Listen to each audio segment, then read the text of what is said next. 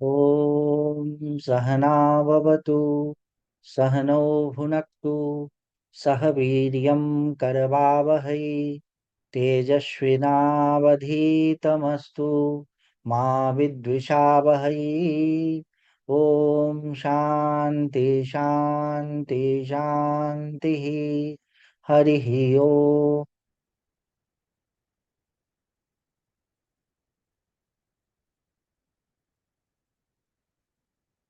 तो हम लोग पूज्य शंकराचार्य जी के साधन पंचकम का अध्ययन करते रहे थे। और साधन पंचकम का अध्ययन करते करते हम लोगों ने 4 श्लोक पढ़े। हर एक श्लोक में 5 8 वाक्य हैं। चौथे श्लोक के 7वें वाक्य का हम लोगों ने यत्किंचित देखा। उसको एक बार फिर से देख लें। उसके बाद चौथे श्लोक के 8वें वाक्य को देखेंगे। इस तरह से 32 वाक्यों का अध्ययन हो जाएगा। 31वां वाक्य को थोड़ा सा भी देख लें। साधन पंचकम के चौथे श्लोक का जो 7वां वाक्य था वह था औदासीन्यम अभिप्स्यताम। औदासीन्य ही तुम्हारा अभिप्सित होना चाहिए, ये था वाक्य।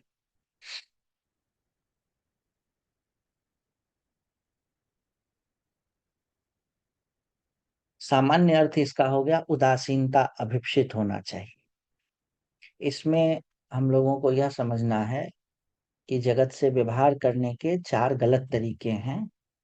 या गलत तरीके हैं, हम लोग जगत से कैसे व्यवहार करते हैं। तो ईर्ष्यावशात व्यवहार करते हैं, लोभ वशात, भय वशात, क्रोध वशात, राग द्वेष वशात।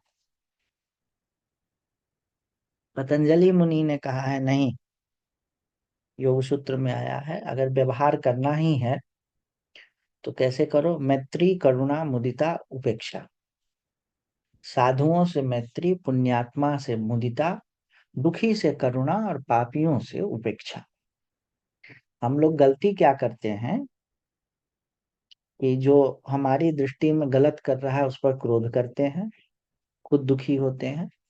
और जो दुखी लोग हैं उससे मित्रता करते हैं। डिप्रेस्ड आदमी से मित्रता करेंगे, खुद डिप्रेशन में चले जाएंगे। उस दुखी पर करुणा कीजिए। और जो सुखी व्यक्ति है उससे हम ईर्ष्या करते हैं, ईर्ष्या मत कीजिए, उससे मैत्री कीजिए। और जो पुण्यात्मा है उससे राग करने लगते हैं। तो राग मत कीजिए, उसके पुण्य में प्रसन्न होइए। ये सही तरीका है। लेकिन वेदांत का जो जिज्ञासु है उसको आचार्य एक गति और ऊपर की बात कह रहे हैं। यहाँ कह रहे हैं उदासीनता ही अपेक्षित है। क्योंकि कुटस्थ निरीह आत्मा की दृष्टि से कोई भी हेय या उपादेय नहीं है। हेय का मतलब त्याज्य, उपादेय का मतलब उपयोगी कोई नहीं। किसी का साधुपना, किसी का पापीपना, किसी का पुण्यात्मापना सब मिथ्या है। इस ज्ञान के बल से उदासीन ही रहना चाहिए। उदासीन का मतलब हिंदी में उसका अलग कोनोटेशन है। उदासीन का मतलब डिप्रेस्ड, उदासी वो नहीं। उदासीनता में एक आनंद है। हो रहा है, कुछ भी हो रहा है, मेरा कुछ नहीं बिगड़ने। अष्टावक्र महागीता में आता है कि अनंतानंत ब्रह्मांड में विस्फोट हो रहा है और नष्ट होने और बनने बिगड़ने से मेरा अणुमात्र भी कुछ नहीं बिगड़ रहा है। क्या कहा? अनंता अनंत, infinite number of infinite universes, उसमें विस्फोट हो रहा है या खत्म हो रहा है और बन भी रहा है। लेकिन मेरे को मेरे मुझे उससे कुछ बन बिगड़ नहीं रहा है मेरे स्वरूप में। हम लोग तो रोड पर झगड़ा हो उससे परेशान हो जाए, नहीं। उदासीनता का यह मतलब है कि आप यह समझ लें कि जो कुछ हुआ, हो रहा है, होने वाला है, उसका तत्व की दृष्टि से कोई मोल नहीं, इनसिग्निफिकेंट है, तुच्छ। तो फिर आप रिजॉइस करेंगे उसमें। आप दुखी नहीं रहेंगे लेकिन आनंदित रहेंगे, रिजॉइस करेंगे। उदासीनता का मतलब है तुम हटो, तुम हटो, तुम हटो, मैं ब्रह्म तुम मिथ्या, वो दृष्टि नहीं है। उदासीनता का बल मतलब है कि कितना भी कुछ हो जाए, स्वरूप का कुछ गिरना बिगड़ना नहीं। ये है उदासीन। और यही उदासीनता ही सबसे अपेक्षित है। ये बड़ा टेक्निकल लाइन है। संस्कृत में एक चीज होता है, उसको बोलते हैं समास। समास क्या होता है? हम लोग मोटे मोटे तौर पर समझ लीजिए, इस यहाँ पर जो समास है, हिंदी या संस्कृत में कारक के 8 रूप होते हैं। कर्ता, कर्म, करण, संप्रदान, आपादान, संबंध, अधिकरण, संबोधन। 8 तरह के होते हैं। तो राम और श्याम, हिंदी में तो के लगाते हैं, राम और श्याम ऐसे चिन्ह लगाते हैं, बोलते हैं।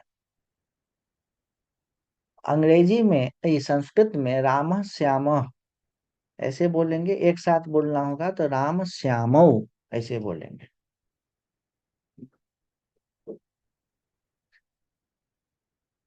तो बीच में जो कारक का चिन्ह लगता है वह गायब हो जाता है।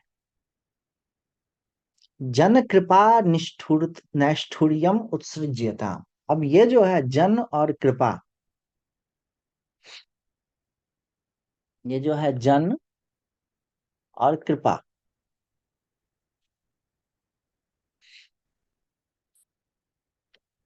उससे हम निष्ठुरता को भी समझ जाएंगे। तो दो इसका अर्थ हो सकता है। जन के ऊपर कृपा, ठीक है, जन के ऊपर कृपा, इसमें सप्तमी हो जाएगा। जैसे राम कृपा, ठीक है, राम कृपा से शब्द है भगवान कृपा, भगवान कृपा, राम कृपा। इसका दो अर्थ किया जा सकता है।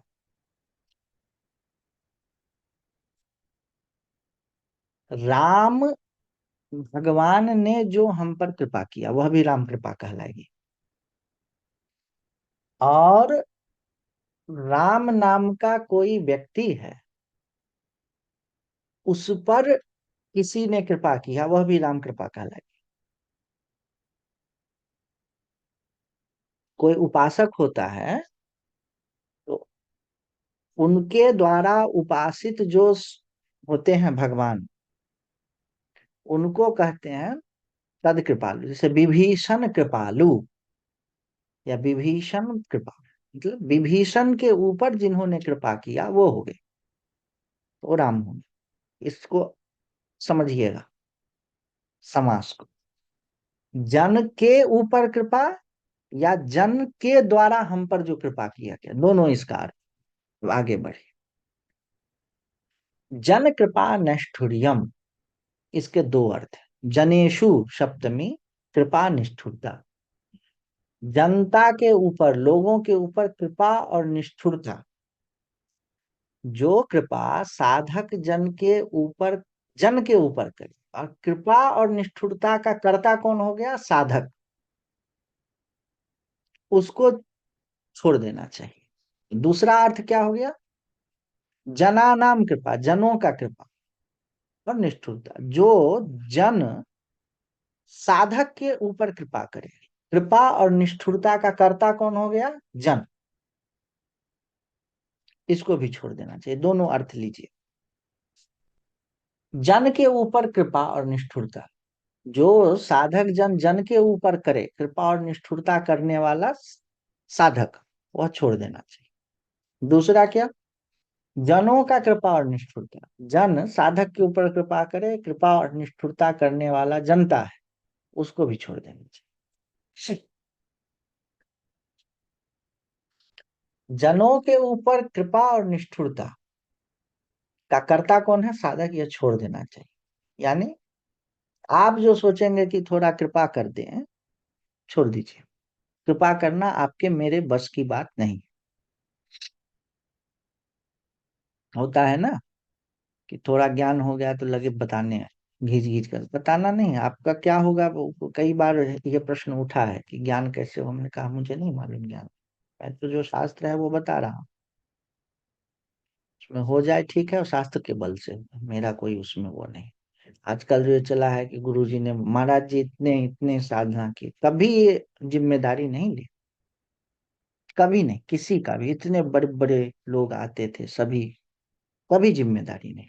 कोई कहता था आशीर्वाद दिए, बोले ईश्वर आशीर्वाद, मैं कौन होता हूँ, कृपा कर दीजिए, मैं बोले कृपा करने वाला ईश्वर, मैं नहीं। अगर किसी के माध्यम से कृपा आशीर्वाद आदि होता भी है, वह भी ईश्वर का ही कृपा है, ईश्वर की ही आशीर्वाद है। जीव के बस का किसी पर दया आशीर्वाद कृपा करना नहीं। क्यों? आपकी दृष्टि से यह हो सकता है कि इतने पैसे मिल जाए, इतना धन मिल जाए, ये व्यक्ति मिल जाए, ये वस्तु मिल जाए, वो कृपा है। लेकिन आपके लिए ठीक ठीक क्या है, यह ईश्वर जानता है। आपको महाराज जी ये कहते थे कि तुमको मैं कैसे आशीर्वाद दे दूं, अनंत जन्मों का कितना फल है, इसको तो मैं नहीं जानता, ईश्वर जानता है। उन फल का परिणाम क्या है, यह भी ईश्वर जानता है। और क्या होने से उसका कल्याण होगा, वह भी ईश्वर जानता है। भीष्म पितामह का कल्याण इसी बात में है कि उनके शरीर में तीर लगा रहे। आप लोग को सुनाया था ना कि भीष्म पितामह के 100 300 में 103 में जन्म के कर्म के परिणाम स्वरूप उनको तीर के बने हुए कांटों रूपी सैया पर लेटना पड़ा, सरसैया। अब बाहर की दृष्टि से तो यह लग रहा है कि उनको कष्ट हो रहा है, उनके साथ बुरा हुआ, गलत हुआ, लेकिन एक दृष्टि से उनके पाप खत्म हुए, जो भोगना था वो भोगा गया। वह ईश्वर ही जानता है कि किसी जीव के साथ में क्या होने से वो ठीक होगा, जीव नहीं जान सकता है। इसीलिए कृपा आशीर्वाद ये सब ईश्वर का विभाग है। कोई जीव भी करता है तो ईश्वर के ही शक्ति के द्वारा क्या। तो कृपा मत कीजिए। और निष्ठुरता, निष्ठुरता कब होता है? कटुता वचन व्यवहार हाथापाई क्या है, हमें मालूम नहीं कि सही क्या है और क्या गलत है। ये एकदम से ना एथिक्स का जो है, सामान्यतः तो झूठ नहीं बोलना, वो चोरी नहीं करना, सत्य अहिंसा अस्तेय ब्रह्मचर्य परिग्रह अपरिग्रह, ये सब तो मालूम है। लेकिन सही क्या है और गलत क्या है, इसका ठीक ठीक विवेचन हम लोग नहीं कर सकते। उसके लिए सर्वज्ञता होनी चाहिए। सर्वज्ञता मतलब जो सभी चीज को जानता है। एथिक्स की पढ़ाई में प्रश्न आता है कि आप गाड़ी से जा रहे हैं, आपका ब्रेक फेल हो गया, दो ही ऑप्शन आपके पास में है। चार व्यक्ति बैठे हुए हैं, उनमें से एक को मारना, एक व्यक्ति बैठा हुआ है, उसमें से एक को मारना। दोनों में से कोई एक मरेगा ही, आप किसको मारेंगे? बोला एक व्यक्ति को मार। भले एक व्यक्ति वो कोई ऐसा रिसर्च कर रहा है कि बहुत सारे लोगों का जीवन बच जाएगा, वो चार जो हैं वो किसी अन्य को मारने लूटने या ट्रेन को एक्सीडेंट करवाने का प्लान कर रहे हैं, तब क्या होगा? तो बोला चार को। बोले वो जो कर रहा है, रिसर्च कर रहा है, वो रिसर्च तो करेगा लेकिन ऐसे व्यक्ति के हाथ में लग जाएगा कि उसका दुरुपयोग कर ले।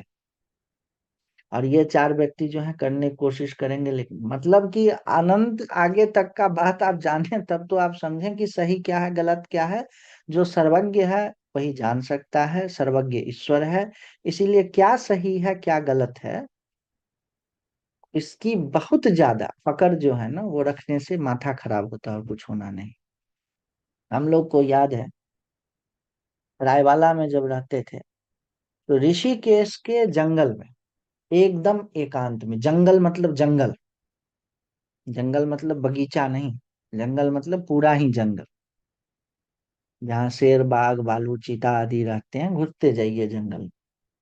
तो जंगल में एक महान महात्मा रहते थे, पेड़ पर रहते थे। और कहा जाता था कि रात में बाघ भालू चीता आदि भी उनके पास में आ जाते हैं। अच्छे महात्मा थे, पेड़ के ऊपर चढ़ करके रह जाते थे वो, उसमें कुछ मचान उचान बना रखा था। और जाएं, विद्वान भी थे, कुछ पूछे उनसे, उनके बात से अगर सहमत नहीं, या उनको लग जाए कि मेरे बात से ये सहमत नहीं है, वेदांत के ही विषय में, ईश्वर के ही विषय में उनको लग जाए खाली, जैसे वो मनवाने के लिए एकदम अपनी बात नहीं, ये मान जाए तो इसका फायदा पहुंचे, इस दृष्टि से इतना परेशान हो जाते थे, नहीं तुम इस बात को मानो। जी भगवान, नहीं नहीं मन से नहीं माना, नहीं भगवान इसमें ये चीज नहीं समझ में आ रही। फिर मैं कह रहा हूँ ठीक से मानो इसको, बात को समझो तुम, बिना अभी विचार करो, बिना विचार के अभी मत जाना। अब मत जाना, खाने का समय, रोटी का समय हो गया, उनके पास में तो रोटी नहीं कुछ नहीं। आदमी सोचे अब निकले महात्मा के पास से, ओ हमें तो एक बार पकड़ लिए, नहीं मानो, इस बात को तुम समझो। मैं कहा भगवान मैं इस पर विचार करूंगा। कहे, नहीं मुझको 6 बजे शाम तक पकड़ के रख, एकदम कटु हो जाते थे, हाथापाई। मैं कहा कि ऐसा नहीं चाहिए मेरी दृष्टि। अच्छा, जनों का कृपा, जो दूसरा अर्थ है जनों का कृपा, लोगों का कृपा, जो उसमें कौन कृपा करेगा, पब्लिक। तो पब्लिक आप पर कृपा करे तो इसको भी ये समझना चाहिए, इस भ्रम में नहीं रहना चाहिए कि हम पर कर रही है। होता क्या है, भारत में सामान्यतः साधुओं के प्रति, साधना करने वालों के प्रति अभी भी इतने प्रपंच के बाद इतनी दुष्टता लोगों ने की है, और इतनी दुष्टता मीडिया आदि ने किया है, दोनों बात। इसके बाद भी जो साधु हैं, साधक हैं, उसके प्रति लोगों में बहुत श्रद्धा है। ऐसे लोग बहुत श्रद्धा भक्ति से आते भी हैं। तो साधक को यह समझना चाहिए कि हमारे पूर्व में जो साधक हुए हैं, उनके द्वारा स्थापित किए गए मान बिंदुओं के कारण यह कृपा हो रही है। इसमें मेरा कोई बल नहीं है।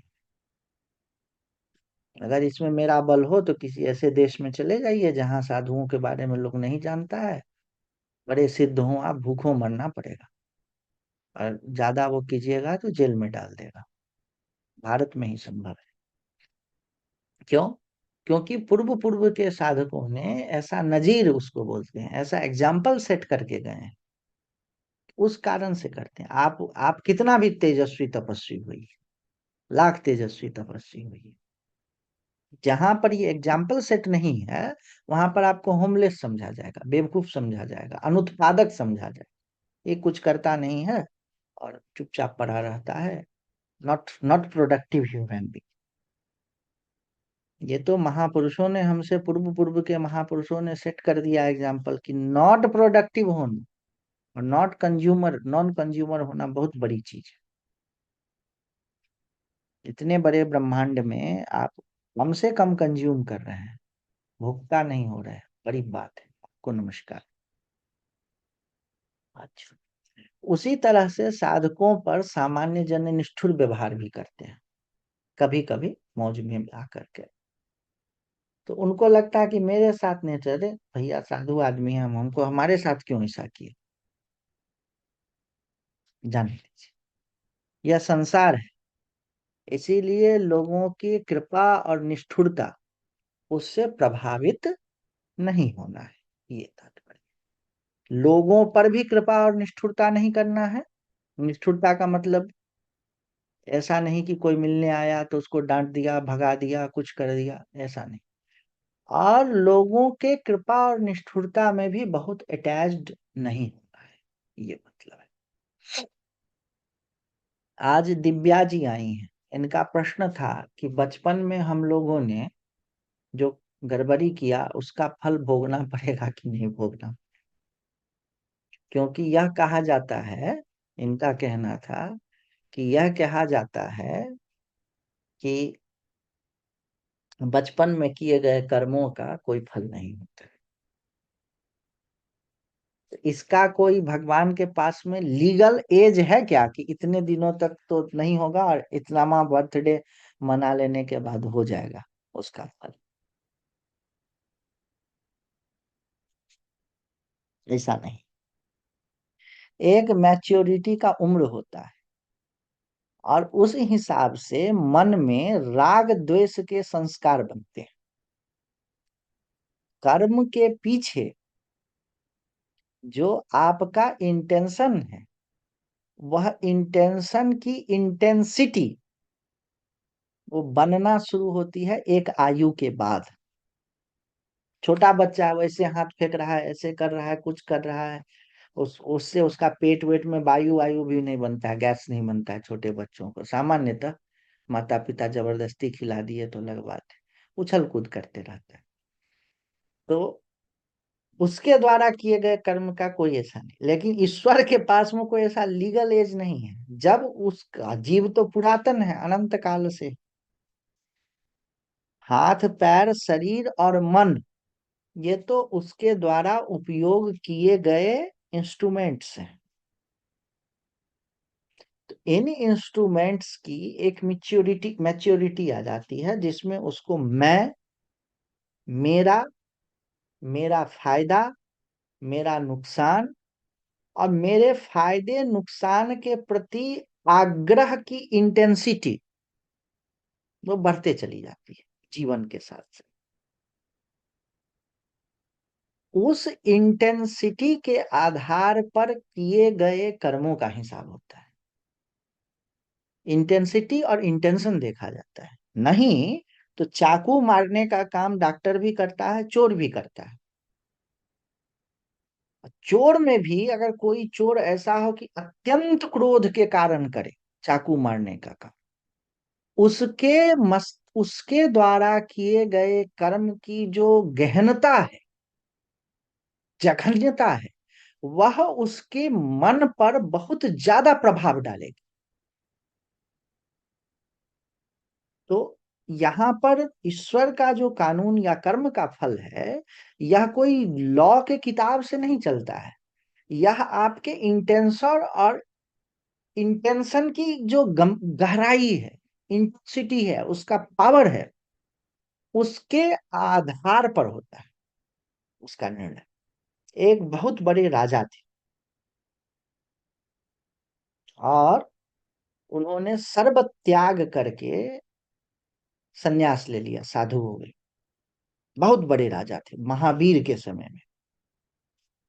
वो महावीर हुए ना, जैनी, जैनी बोलते हैं वो सब हमारे ही हैं, भगवान महावीर। तो तपस्या कर रहे थे, उनके पास में एक व्यक्ति बैठा हुआ था। कहा कि फला फला देश के फला राजा ने सब कुछ छोड़ दिया और तपस्या कर रहे हैं, अभी अगर उनकी मृत्यु हो जाए तो वो कहाँ जाएंगे? भगवान महावीर बोले, सातवें नरक में। अरे, सातवें नरक में? बोले हाँ। चुप हो गया। फिर कोई आया, कहा कि वो जो राजा हैं बड़ी तपस्या कर रहे हैं, बड़ी उनकी प्रभाव है, अभी उनकी मृत्यु हो जाए तो कहाँ जाएंगे? बोले छठे नरक। दूसरा आदमी बैठा हुआ था। फिर कोई आया, तीसरा आदमी पूछा, उन्हीं से चर्चा जब होने लगी तो होता है, होने लगी। फिर किसी ने कहा अभी मृत्यु हो जाए कहाँ जाए? बोले पांचवें नरक। फिर छठे, फिर चौथे, तीसरे, दूसरे, इस तरह होने लगे।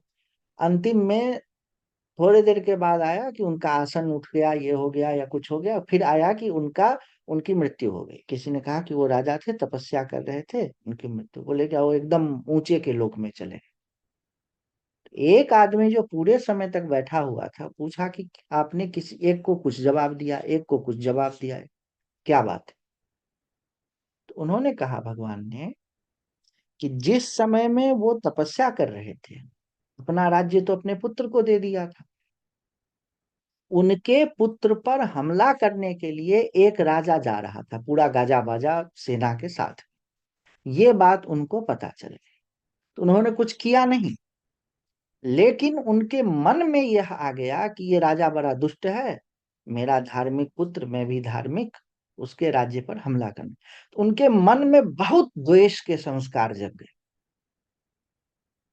तो उस समय में आपने प्रश्न पूछा कि कहाँ जाएंगे, इसलिए मैंने साथ मांगा। फिर उनको चेत आया कि ये मैं क्या करने लगा, मैं तो तपस्या करने आया, और ये क्या करने लगा कि द्वेष कर रहा हूं। तो धीरे धीरे वो संभलना, अपने अपने आप को संभालना शुरू किया। तो फिर मैंने कहा छठे नरक। फिर छठा नरक थोड़ा ऊंचा, नरक में छठा नरक सातवें नरक से थोड़ा कमजोर हुआ, यहाँ पर थोड़ा जमदूत वगैरह कम कष्ट देंगे, ये समझ। फिर पांचवा नरक, चौथा, तीसरा, दूसरा, पहला, फिर स्वर्ग की कोटियां। स्वर्ग और नरक, इसके एग्जाम्पल पर आप मत जाइए कि ऐसे होते हैं कि जो स्टेट ऑफ माइंड है किस तरह से वैरी कर रहा है, और उस वैरी करने के कारण किस तरह से कर्मों के फल में डिफरेंस आ रहा है, यह कोई बैठ करके से लिख करके नहीं तय कर रहा है। यह एक ऑटोमेटिक प्रक्रिया है। उस प्रक्रिया के तरह कर्म के फल और उसकी पूरी जो वो सिस्टम है वो होते जा रहा है। तो वही हुआ। इस कहानी से आपको यह पता चलेगा कि मन के द्वारा किस तरह के कर्मों से किस तरह का फल होता है। अब संदीप जी पूछे हैं कि इस पर मेरा भी एक सवाल आएगा, पूछ लीजिए क्या सवाल है। जी सर, प्रणाम। हाँ, बहुत उचित तो नहीं लग रहा है ये प्रश्न। नहीं ये नहीं, क्योंकि प्रश्न। ये जो मेरा प्रश्न अच्छा, अगर गुरु जी, किए गए कर्म के इंटेंशन पर कर्म का फल निर्भर करता है, हाँ तो जो पितामह भीष्म ने उस सर्प के मरने के बाद उसको तीर से उठा के झटके से फेंक दिया, अब हाँ। वो तो महज एक इत्तेफाक रहा होगा कि वह एक कटीले पेड़ पर जाके अटक गया। इसमें उनकी मंशा तो नहीं रही होगी कि उस नहीं, कटीले पेड़ मनसा पर ही जरूर। जाके वो लटके। नहीं नहीं नहीं, 13-14 साल की आयु में जब बच्चा सर्प को, तो क्रूरता होगी। अच्छा। आप उस स्थिति में जाइए, 13-14, क्रूरता होगी, अत्यंत क्रूरता हो। हम्म। समझ रहे हैं? जी जी जी जी जी जी जी। ठीक बात। मैं जो एक अपनी उससे वो समझ पा रहा हूँ, अत्यंत क्रूरता होगी। एक बच्चे में जो इनोसेंस वाली क्रूरता होती है वो नहीं। सर्प के दुख से कल्लोल वाली जो एक क्रूरता होती है ना, गाँव गाँव में बच्चों बच्चों को मैं देखता हूँ, जी जी वैसी जी। वाली क्रूरता हो। हाँ, वो उसको तड़पाने वाली ही होती है उस हाँ, उम्र में। तभी, क्योंकि तभी उस कर्म का ऐसा फल मिले। जी। फल के हिसाब से कर्म को समझिए, तो मत समझिए। अच्छा गुरुजी, जो हाँ मैंने सुबह वो उस टाइम क्वेश्चन किया था, तो हाँ। उसमें जैसे मुझे याद आता है कि मैंने जो किया था, जैसे मैंने किसी छोटे छोटे जानवरों को मारा था, ठीक है। हम्म, तो उस टाइम में मैं वो मजे के लिए की थी, मतलब उस टाइम में मुझे बहुत मजा आ रहा था, मुझे अभी हम्म, याद आता है कि हम्म, इस तरह से उसको काटा था, या मैं बहुत छोटी थी तब ऐसा किया था, 10 साल पहले की बात है, मतलब मैं जब 10 साल से छोटी थी तब की बात है। तो उस टाइम का मुझे जो याद है, तो वो मजे के लिए थे, तो फिर क्या वो वही उसी हिसाब से मुझे भी सजा मिलेगी, ये मजे तो के ईश्वर, हिसाब से? ईश्वर जानता है भाई, मैं नहीं जानता। उस समय आपके मन की इंटेंशन क्या थी, जैसे अभी एक स्पष्ट हुआ ना, देखिए। जानवर के साथ में खेलते खेलते भी बच्चा जानवर को मार देता है। 2 साल का, 3 साल का बच्चा खरगोश का कान पकड़ कर, लेकिन वो खेल रहा है। उसमें मर जाए वो अलग चीज है। और एक 10-12 साल का बच्चा, 10 साल का बच्चा या 10 से ऊपर, वो बच्चा जो है वो एक एक उसमें अलग चीज आ जाती है, क्रूरता वाली भाव आ जाती है। नहीं भी आ सकता है। तो वो कर्म का क्या एग्जैक्ट फल होगा ये ईश्वर जानता है। गहना कर्मणो गति, मैं आप कोई नहीं जान सकते। उसके कुछ न कुछ संस्कार होंगे, तब आपके दिमाग में ये अटक रहा है कि वो नहीं कर रहा।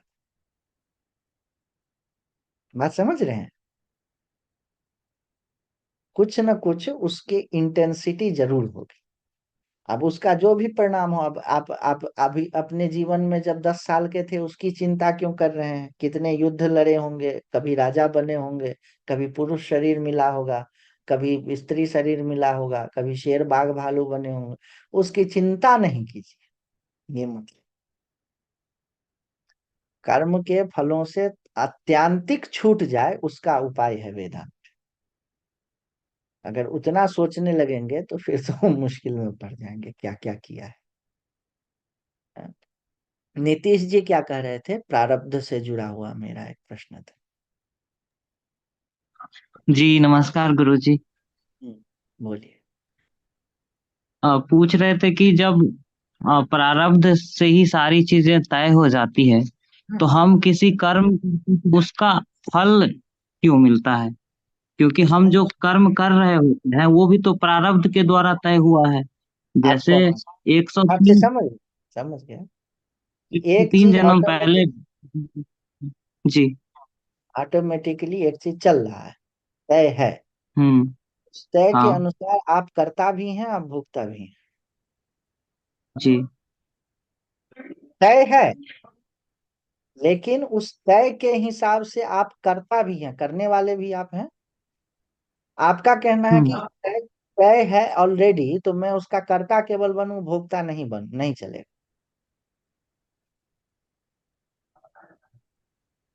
तो आपका यह कर्ता कहना, और भोक्ता दोनों तय है कर्ता पहले दोनों ही। है, तो आप ही भोक्ता हैं, क्योंकि उन प्रारब्ध का निर्माण कैसे हुआ है? प्रारब्ध का निर्माण किसी एक्सटर्नल एजेंसी से नहीं हुआ, जी। आपके ही कर्मों से वह हुआ है। प्रारब्ध अलग चीज है, उसको आप भाग्य का जो प्रचलित अर्थ है उसमें मत लीजिए। जी। प्रारब्ध का मतलब भाग्य होता है, लेकिन ये प्रारब्ध को निर्धारित करने वाला कौन है?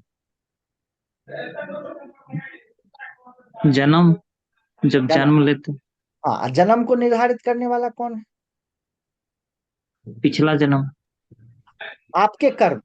कर्म। कर्म। हाँ। जी। आपके कर्म के ही कारण से आप क्या कर्म करेंगे और उसका क्या फल मिलेगा, दोनों तय हो रहा है। बात समझ रहे हैं? आप अगर मान के चलिए कि आपको पढ़ने की आदत है, पढ़ना क्या जी। हो गया, करना। और आपको फिर वैसे कर्म करेंगे जिसमें आपको पढ़ना पड़े, हम्म। ठीक है? तो फिर उसका क्या हो जाएगा, वही फल। उसी उसी तरह जैसे कर्म आप कर रहे हैं, उसी तरह के कर्म को करने का आपको अवसर मिलेगा, और उसी तरह के कर्म का आपको फल मिलेगा। जी। आप अगर फुटबॉल खेलते हैं, स्पोर्ट्समैन है, पढ़ने का एग्जाम्पल से हटाइए, स्पोर्ट्समैन है, स्पोर्ट्समैन की तरह से तरह ही आपको स्पोर्ट्स खेलने का और अवसर मिलेगा। और स्पोर्ट्समैन का जो जो फायदा या नुकसान होता है, चोट लग जाना नुकसान हुआ, और ओलंपिक मेडल मिलना फायदा। आईएएस की तैयारी करने वाले को ओलंपिक मेडल मिलेगा क्या? नहीं मिलेगा। आईएएस की तैयारी करने वाले को फुटबॉल में चोट लगेगा क्या? नहीं लगेगा। फुटबॉल या जो भी गेम हो, तो जिस तरह के आप कर्म कर रहे हैं उसी तरह का फल मिलेगा, और जिस तरह के आप कर्म करेंगे उसी तरह के कर्म करने की आदत और अवसर मिलेगा। तो प्रारब्ध का मतलब यह हो गया कि जिस तरह के कर्मों को आपने पूर्व पूर्व में किया है, उसी तरह के कर्म करने वाले जगह पर, उसी तरह के कर्म करने वाले स्थिति में आप उत्पन्न होंगे। हम लोग जी। अपने जीवन में भी यही देखते हैं कि जो फुटबॉलर होगा, वह कैसे न कैसे करके उसके जीवन में और फुटबॉल खेलने का अवसर आते जाएगा। जो शराबी है, वह उसके जीवन में और शराब पीने का अवसर आता जाएगा, और उस शराब पीने का जो भी परिणाम है, फल है, वह भी आते जाएगा। जो फुटबॉलर है उसके जीवन में फुटबॉल खेलने का और अवसर आता जाएगा, और उसके उसको और फुटबॉल खेलने का जो है अवसर मिलेगा, और उसके जो परिणाम है वो मिलते जाएंगे। तो यह कोई बहुत मिस्टिकल चीज नहीं है, हम अपने भी जीवन में यह देखते हैं। आप देखिए ना, हम्म। आपका यह कहना कि प्रारब्ध एक स्टैटिक चीज है, स्टैटिक नहीं है। प्रारब्ध आपके कर्मों को क्यों निर्धारित करता है कि आप क्या करेंगे? क्योंकि पूर्व पूर्व जन्म के उन कर्मों की आपको आदत बनी हुई है। जिस तरह एक फुटबॉलर हम्म। कहे कि मैं तो फुटबॉलर हूँ, मुझे फुटबॉल खेलने की आदत है, और उसको और लिंक से है कहाँ फुटबॉल खेलेगा, कहाँ फुटबॉल का मैच होगा। क्रिकेटर को ले लीजिए, गांव का क्रिकेटर होता है, खेलने चला जाता है, खोज लेता है कहाँ क्रिकेट चलेगा, क्या होगा, और उसके परिणाम भी उसको मिलेंगे, अच्छा बुरा जो भी। तो इसी तरीके से आपने जो जो पूर्व पूर्व कर्म किया है, उसी पूर्व पूर्व कर्म के आधार पर आपको उसी तरह के कर्म करने का अवसर उसी तरह के कर्म करने के कारण जो परिणाम है वो दोनों मिलेगा। इसमें आपको ये मत समझिए कि आपको जकर करके कोई कर्म करवा रहा है, नहीं नहीं। जिस तरह से एक हम्म। फुटबॉलर जहां जाएगा वहां पर फुटबॉल फुटबॉल की ही चर्चा करने लगे, ऑटोमेटिकली उसका हो जाएगा। कोई पढ़ने लिखने वाला आदमी है, जहां जाएगा पढ़ने लिखने का वो काम करने लगेगा। कोई शराबी है, बनारस भी आएगा दर्शन करके बिहार से, आएगा तो दारू का दुकान खोज लेगा, है ना? तो तो गुरुजी ये तो एक सर। इंग्लिश वाले जो बोलते हैं वेस्टर्न वर्ल्ड वाले कि हाँ ये लॉ ऑफ अट्रैक्शन है करके, तो ये भी एक हाँ, तरह वही का वही लॉ वही। ऑफ हाँ हाँ, कर्मा वही का। वही वही चीज है। अविद्या काम कर्म संस्कारेषु, इसीलिए इतनी डेंजरस चीज है। हम लोग जो कहते हैं कि 84 के चक्कर से छूटो, कर्म के फल से छूटो, इसका क्या मतलब हुआ? जैसे जैसे कर्म करते जा रहे हैं वैसे वैसे अवसर आते जा रहा है, वैसे वैसे कर्म कर रहे हैं, वैसा वैसा फल मिल रहा है, वैसा वैसा फिर कर्म कर रहे हैं। इसी तरह से घूमते जा रहे हैं, घूमते जा रहे हैं। बड़ी भयावह स्थिति है यह। आपका यह जो जकर, मतलब जकरना क्या, यह जो आप इसमें फंसे हुए हैं, हम आप सब,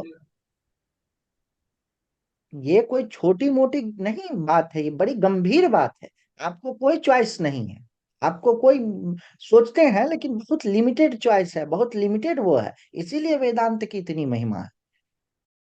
गुरुजी अगर हमें ये ज्ञात हो गया कि हमारा जो कर्म था वो बुरा था, तो क्या हम कर्म को या उसके फलों को पश्चाताप के थ्रू हम इसको चेंज कर सकते हैं?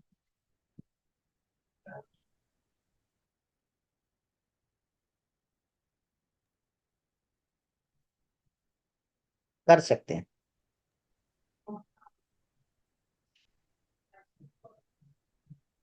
पश्चाताप भी अपने आप में एक तरह का, द फीलिंग ऑफ पश्चाताप जो है, वह तो एक तरह की पनिशमेंट ही है ना। जिस तरह से कर्म करने के लिए क्रूरता, द्वेष, लोभ चाहिए, उसी तरह से वो इंटेंसिटी एक जमा हो गई आपकी, बैड इंटेंशन एंड इंटेंसिटी। पश्चाताप क्या है? एक तरह का बहुत सूक्ष्म, द फीलिंग ऑफ गिल्ट या पश्चाताप, गिल्ट उसको मत कहिए, जो पश्चाताप है वह अपने आप में एक तपस्या है, एक तरह की पनिशमेंट है, जो कि आप अपने आप पर सेल्फ इन्फ्लिक्ट कर रहे हैं। उस पनिशमेंट के बल से, उसकी पावर से आपके जो वो कर्म के वो हैं वो नष्ट हो जाते हैं।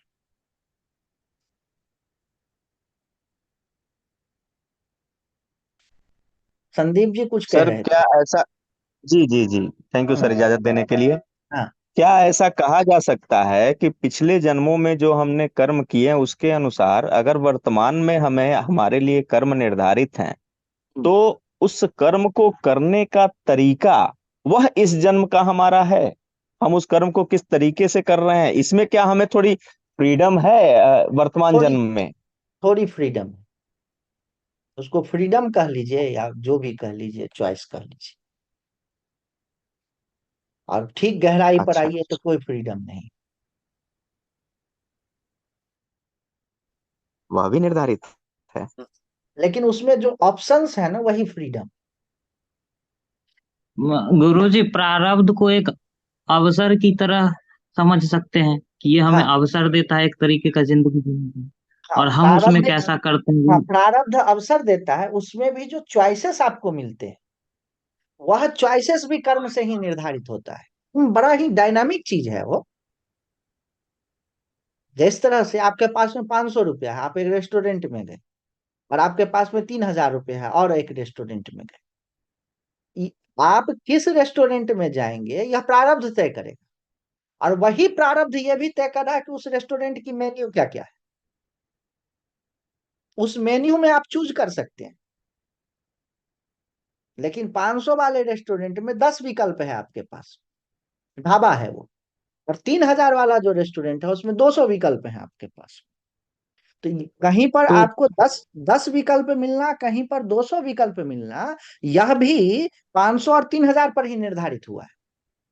उसी तरह से हम्म। प्रारब्ध के कारण जो आपको चॉइसेस मिलते हैं, मान के चलिए किसी का जन्म हो गया बिहार में, हमारे तरफ वो जो इलाका है कुशेश्वर स्थान के उधर, बाढ़ वाले इलाके में, उसके पास में लिमिटेड चॉइस है, चॉइस है लिमिटेड चॉइस क्या है कि वो सरकारी स्कूल में पढ़े कि एकदम न पढ़े। और दिल्ली में कोई है, उसके पास में 10 चॉइस है, सरकारी स्कूल में पढ़े, चाहे वो थोड़ा और पैसे वाले स्कूल में पढ़े, या प्राइवेट स्कूल में पढ़े, या केजरीवाल वाले स्कूल में पढ़े, या न पढ़े। यह जो चॉइसेस हैं, यह भी प्रारब्ध के अनुसार है, क्योंकि कर्म एकदम स्ट्रिक्ट नहीं है कि यही फल दे रहा है, वो चॉइसेस दे रहा है। लेकिन चॉइसेस में भी तो लिमिटेशन है। आप समझ रहे हैं हमारी बात? यह जी जी, चॉइसेस एकदम में जो समझ रहा हूँ। लिमिटेशन है, यह भी प्रारब्ध के द्वारा तय है। इस बात को गुरुजी जितना समझ रहे हैं तो उतना एक बार फिर भीष्म पितामह के उस जन्म वाले पे चलें। तो जैसे कि भीष्म पितामह का ऐसे उस जगह पे होना जहाँ पे सांप हो सकती है और सांप का उस जगह पे आ जाना, होना ये प्रारंभ था। मगर उसके साथ क्या करना था ये उनका चॉइस था। चॉइस था। या अंत में देखिए ना, भीष्म पितामह जो थे वो अष्टवसु थे। वो एरु हम्म। गैरु नपुं खैरु अष्टवसुओं में से 8 थे भीष्म पितामह, 8 अष्टवसु। तो वो जी किसी जी। साधु को तंग किए, किसी को ऐसे पानी हम्म वानी फेंकना, मजाक उड़ाना, शायद दुर्वासा थे। उन्होंने श्राप दे दिया कि जाओ मनुष्य हो जाओ। उनमें जो हम्म। 7 थे, उन्होंने कम बदमाशी किया था। उनको केवल मनुष्य के गर्भ में आकर के, मतलब मनुष्य रूप में आकर के और मर जाना था, अपने लोक में चला जाना था। तो गंगा जी के 8 बच्चे हुए शांतनु से। आपको ये कहानी मालूम है कि नहीं मालूम है? गंगा जी को देख करके जी जी जी। महाराजा महाराजा शांतनु हो गए कि हम विवाह करेंगे आपसे। और उन लोगों ने प्रार्थना किया फिर बसु ने कि हम किसी किसी किसी मानुषी गर्भ में नहीं आना चाहते हैं, गंगा जी आप हमको धारण कीजिए अपने गर्भ में। तो गंगा जी ने अष्टवसुओं को मानव योनि देने के लिए जानबूझ करके मानुषी शरीर में आकर के शांतनु के पास गए हैं। अब महाराजा शांतनु तेजस्वी थे व्यक्ति, उन्होंने गंगा जी को देखा, उनको तो मालूम ही था कि ये।